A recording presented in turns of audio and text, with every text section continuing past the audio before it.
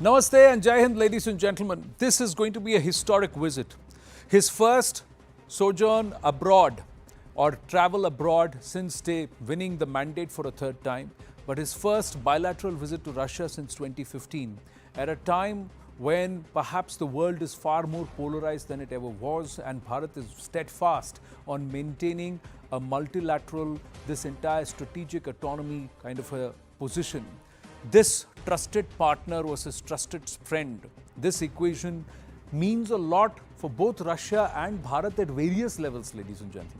So let's try and understand this perspective with the Russia-Ukraine war still at head, the impending elections in the US, President Biden and of course the former President Donald Trump, and what the equations there would be for us within our own region with China, Pakistan, in the neighborhood, and of course our ties with Russia. Where do they stand and how important is this visit, and what are the various angles that we need to really actually focus on? Let's try and understand this in detail with three very able voices. Kamal Sibalji, former Secretary MEA, joining us. Namaste, sir. Thank you very much. Sushant Sareen, Senior Fellow ORF, author, commentator, and Ksenia Kondatreva, Senior Russian journalist, also with us. Thank you very much for joining us, and let's try and understand and get the right perspective on this bilateral visit. Kamal Sibalji, if I may start with you, how important and significant is this visit? And what is the one single aspect perhaps that you would be very keen and you'll be very keenly watching? Well, I think the visit is important in itself. First of all, we have now resumed the practice of annual summits, which was interrupted 2-3 years ago because of COVID and the Ukraine war. This gave the impression that there was some distance developing between India and Russia, because there was a lot of pressure from the West to downgrade our ties with Russia. And some may have assumed that the fact that Prime Minister was not visiting Russia or President Putin was not coming here was perhaps on account of this, but this is not quite correct. But nevertheless, this visit will remove that impression. Number two, that for us, it is business as usual with Moscow, despite all the sanctions that have been imposed by the West on Russia. The fact that President Putin has been declared a war criminal, there's an attempt to isolate Russia internationally. Now, when the Prime Minister goes there, it is clear that we are not part of this game, that we have independent ties with Russia. If United States and Europe can't manage their ties with Russia, it is not our problem. And we're not going to give up our old friends just because we have new friends. And there cannot be any genuine new friend who then asks you to distance yourself from your old, or break with your old friend. Then this is a self-interested friendship. It's not a genuine friendship based on real mutuality of interest. Then, of course, the Prime Minister would like to consolidate our ties with Russia in some of the fields in which we are interested. For example, they have become the largest oil supplier to India. But how to maintain this, how to sustain this, since we don't have contiguity and there are no pipelines or whatever, there are problems of shipping and stuff like that. Now, how to sustain this would be important. Number two, we had committed ourselves. You mentioned that Russia, Prime Minister hasn't visited Russia since 2015. He went to Vladivostok for summit there. So he did visit. And there we committed ourselves to investing in Russia's Far East, in the oil sector, in the gas sector, and otherwise also in certain areas which had been identified. There is the Vladivostok-Chennai corridor that had been agreed to. Now, this has to be pushed forward. Beyond this, there is the international North-South corridor, which has become much more important for everyone, including Russia in particular, because of the sanctions imposed on Russia and the denial of access to Russian shipping in Western European ports. Therefore, this line of communication and connectivity becomes very important. Then, of course, our Prime Minister could not go to the SCO summit. Yes, I was about to come to that. Yeah, Kazakhstan, But this makes up in part for this, because what he actually, frankly, if he had gone there and met Putin, then, the quality of the summit meeting with him would already have got slightly diluted. So to my mind, it's just as well that he couldn't go, therefore he can have a proper bilateral summit with President Putin. Then, of course, there'll be the Ukraine war, and Prime Minister will surely talk about the impact of this, not to blame Russia, but to sensitize President Putin, who's already aware of this, that there is a great cost that the global south is paying for this. Right. And therefore something needs to be done, and get a vision from him as to how he sees the end of this conflict and at some stage, and what are his terms and conditions. Certainly we should not try to mediate at all, because it makes no sense, and I can go into the reasons. We'll talk at length on whether or not Bharat should mediate or should act as a person who's taking the message from the West to President Putin and vice versa. But let me ask Senior before I bring in Sushant. How does Russia perceive India? And do they still consider Bharat as a trusted friend? Or is there a sense of, is there a drift happening? Given Quad, given the engagement with the US in the recent past? Hi, thanks first of all for having me. It's an honor.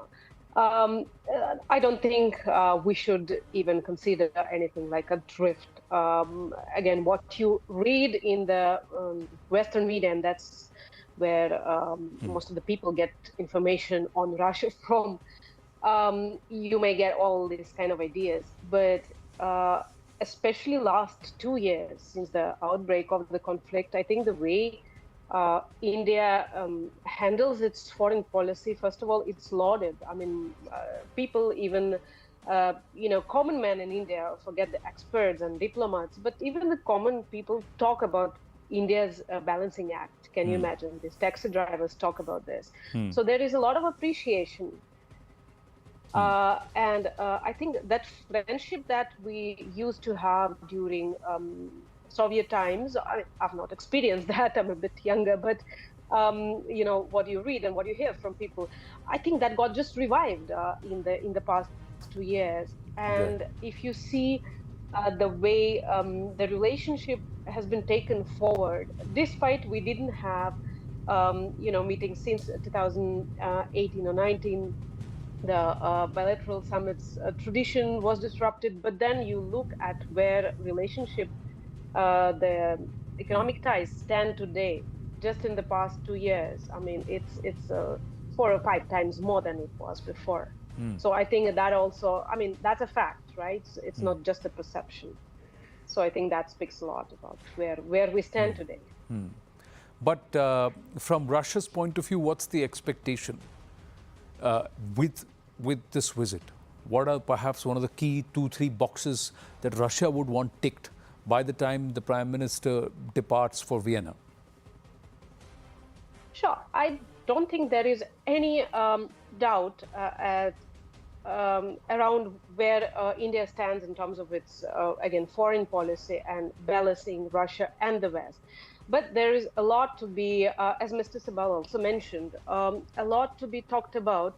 How do we, first of all, make the relationship sustainable, first of all, economic relationship, because trading energy, okay, that's fine, but there are a lot of other areas that have to be taken care of. There are a lot of obstacles, again, posed by the Western sanctions. It's difficult for businesses of both countries to work. It's difficult for logistics, difficult for banks. They're able to do that. But again, as experts tell us, or even the business community tells us often in the interviews, if a little bit more is done on the government part, probably some of those obstacles could be cleared. So I guess there's a lot of practical discussions that would, be undertaken. Sushantji, your first thoughts, and then we'll take it forward. So Anand, I think it's very important to understand that, unlike many countries which had written off Russia, Russia is a very pivotal player. And I think it was of the Indian foreign policy establishment to realize that reality of life and not, downgrade or severe or whatever else you want to call it, our relations with Russia. I think Ambassador Sibbal is quite right. There has been enormous pressure on us over at least the last 2 years, but I think even equally since 2014, the Crimea crisis, there has been pressure on India. But, India has stuck to its guns, and for a very simple reason. Look, apart from everything else, the old friendships and everything else. It is, if you purely look at it in pure strategic terms, it is a classic kind of a balancing act that we are performing. Russia is a pivotal player. We need, a good relationship with Russia. I think Russia realizes the same as far as India is concerned. There is a certain economic dimension, and I'll just come to it in a bit, that there are going to be problems in that economic dimension. There are a whole lot of other areas in which there are convergences of interest. For example, on the issue of terrorism, on the issue of regional security, Ambassador Sibal spoke about connectivity. That's an important criteria for us. And that same INSTC also gives us, another route into Europe, especially if the Red Sea crisis becomes worse than what it is already. And shipping cannot go through that, or it's dangerous to take shipping through that. But I think purely from a strategic angle, this is a good strategic balancing act from the Indian side. And frankly speaking, yes, we have grown close to the West. I don't think Russia will really crib about it. They might have some issues with Quad as such, but that India is a member of Quad, I don't think they should have a problem, for a very simple reason. Countries as large as Russia and India cannot simply be, slotted in a particular box. Right. We will have our footprints will extend beyond just a simple relationship, bilateral relationship. Yes, we have to make sure that we don't do anything to harm each other's interests, but beyond that, we will. So the Russians will, get into a closer relationship with the Chinese for their own reasons. We will get into a closer relationship with the Americans and the West. The Chinese will try and take advantage of the Russians. The West has tried to take advantage of us. In fact, they've been less than fair to Mr. Modi's government by, trying to meddle in our elections, trying to interfere in them. And it's very clear that they've tried to do it over the last 2.5 years. They'll of course deny it, but I don't think, I think you really have to be absolutely living in a fool's paradise to think that's not been happening through their media and other agencies. But I think it's an important realization from the Indian side. And it's not just about Russia was with us in the 1971 war, etc. I'm not one of those romantics. I think purely from the point of view of national self-interest, from both Russia's point of view and India's point of view, this is a relationship which makes a lot of sense. True, in this case, but Kamalji, when we look at China, the growing proximity between Russia and China, is that a cause for concern for us? Because tomorrow, push comes to shove, if there is a situation or escalation of equations between Bharat and China, where does Russia stand then? Well, actually, who has pushed Russia into the arms of China more and more? It is the West and its allies. So it's not as if Russia was not trying to reach accommodation on security issues with Europe. In fact, President Putin tried very hard in his initial years of his presidency to actually move closer towards Europe, and at one time even suggested that Russia could be part of a kind of a reconstituted NATO. But the West kept pushing Russia back. And then, of course, came the Ukraine conflict and all the sanctions and everything else. Now, what does Russia do? It has a common border with China. There's contiguity. China is thirsty, hungry for resources. Russia is replete with resources. Russia can get a lot of consumer goods from China, apart from selling oil and gas. Plus, and very importantly, since the United States has declared both Russia and China as adversaries, then the adversaries get together to try and curb Western politics and hegemony and everything else. Now, when Russia supports China in the Western Pacific, then China supports Russia, to a large extent on what is happening in the Ukraine, especially in the United Nations. So therefore, I think this is natural. There's nothing we can do about it. We may be happy or unhappy about it.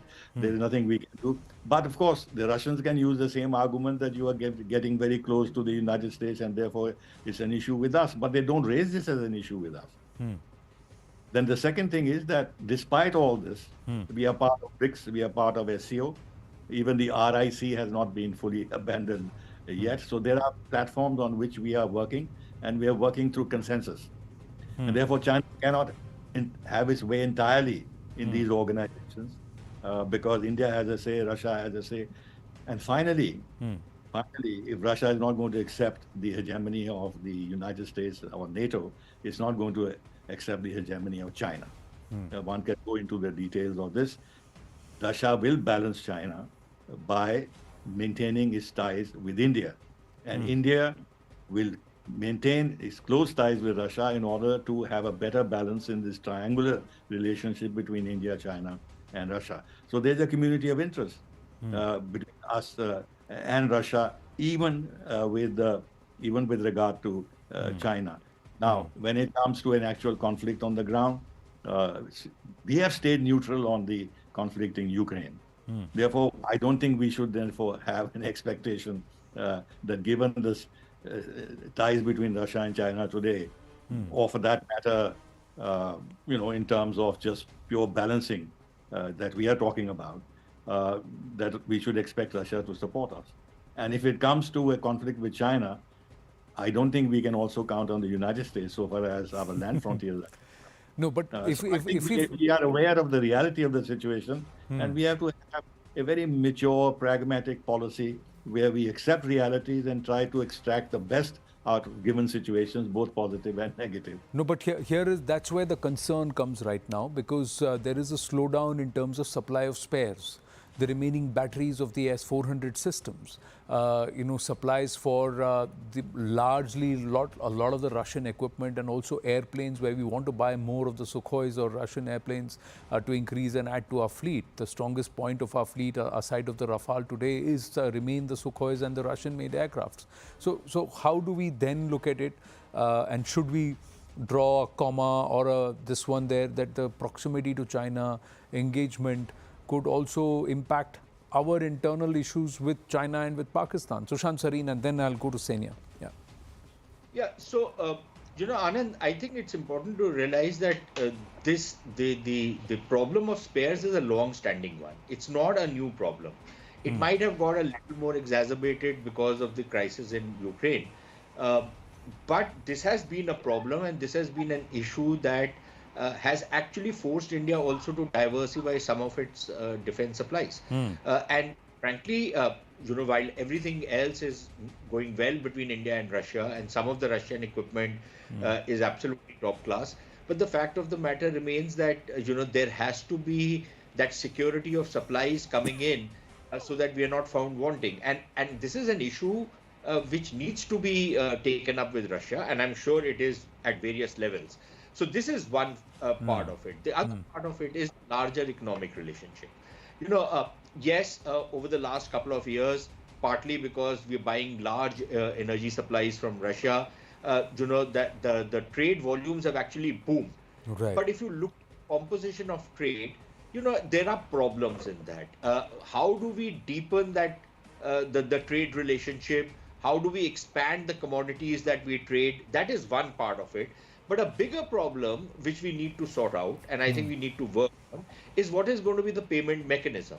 Yeah, because as now that mechanism is a big obstacle in expanding the basket of commodities that we can exchange, or for example, if there are investments to come, or buybacks, or whatever else you want to call it.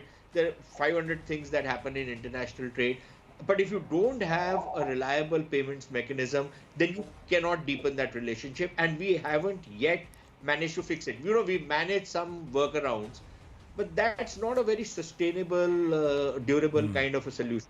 So I think that is something we really need to work on. Now, does that mean you displace the dollar? That's easier said than done. That's a bit of a long shot right now.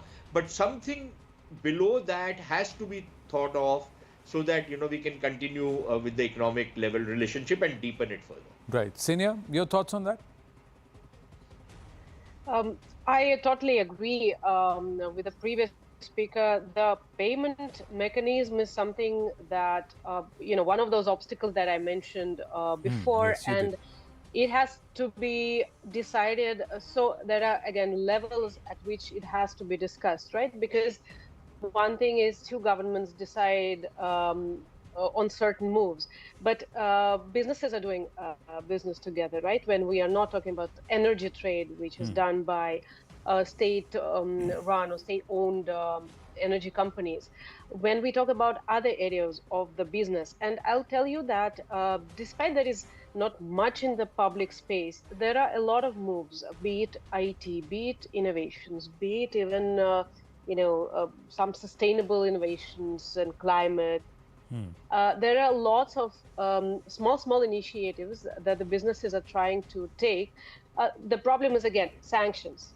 That's why it's not in public. That's why companies prefer not to disclose any of their dealings from both Russian side and Indian side.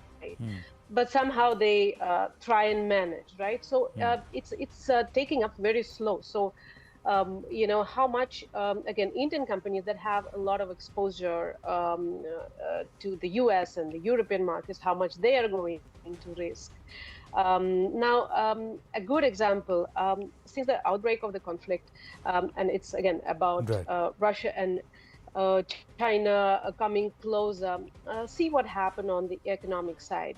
Again, despite the energy trade and other resources, coal and so on, if you see on the consumer side, a lot of Western companies that left the market, their businesses were especially automobiles, auto parts, these kind of industries. It was taken up by Chinese because they were risk averse. They were fine to come and just overtake the huge factories. And for the Russian government, it was also a good deal because factories means job, right? We Jobs. don't want people to lose their jobs once the company just in one day decides to withdraw. That happened almost instantly. Here, the discussion in the business circles here in Russia is why don't Indian companies come in? You have the same spare parts, automobile, and so on, right? So that's what the discussion that Yeah. Indian companies thought that it's more risky, again, because they have bigger exposure to the Western markets, and they didn't want to risk, or they didn't consider the Russian market as being, good and nice and profitable. So there is a lot of there's lack of information on both sides, even for the Russian businesses that would like to Yeah. invest to India. Only now, in the past 2 years, we actually come to know what India is, because news about India, news about growth, news about sectors where you can invest have just started coming in. And I know because I've covered business relations for now 10 years, I guess. India was never in the picture for the Russian investors, and the same Right. goes for Indian companies. Russian market was something that was never considered. So I guess once this kind of gap is breached, then it will take up in a faster Would you manner. agree with that, Kamalji, that, although strategically we have relied on Russia, commercially, business-wise, India Inc. has looked at China, it's looked at the West, not as much as doing business with Russia. That Is is that true. changing? That is true, and it is changing. I think the situation has been described well. The biggest hurdle is that Indian companies, who are the big ones, and they are the ones who have the capital and who have the knowledge of international markets, and they can see where they can invest. They are shying away from investing in Russia because the US sanctions are so utterly complex. They don't want to fall afoul of them. Now, of course, Ambani's and others, they have bought a lot of oil Yeah. from Russia, but this has been done on the basis that oil trade was not fully sanctioned. Only a price cap was put, and ostensibly oil was bought on that basis. Right. And in any case, it was in the self-interest of the West to allow this oil to flow in order to keep the international oil prices under control. Be that as it may, other companies may not want to take this risk, especially bigger ones. Secondly, the payment issue is certainly a problem, although some ways of payment are being actually used.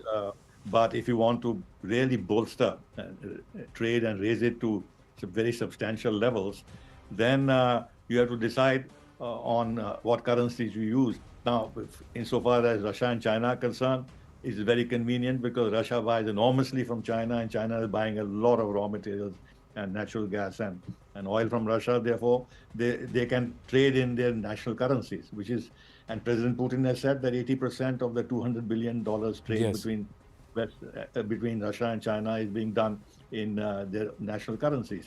And this is the thrust of what is being discussed in the BRICS and everything else. Let's use national currencies.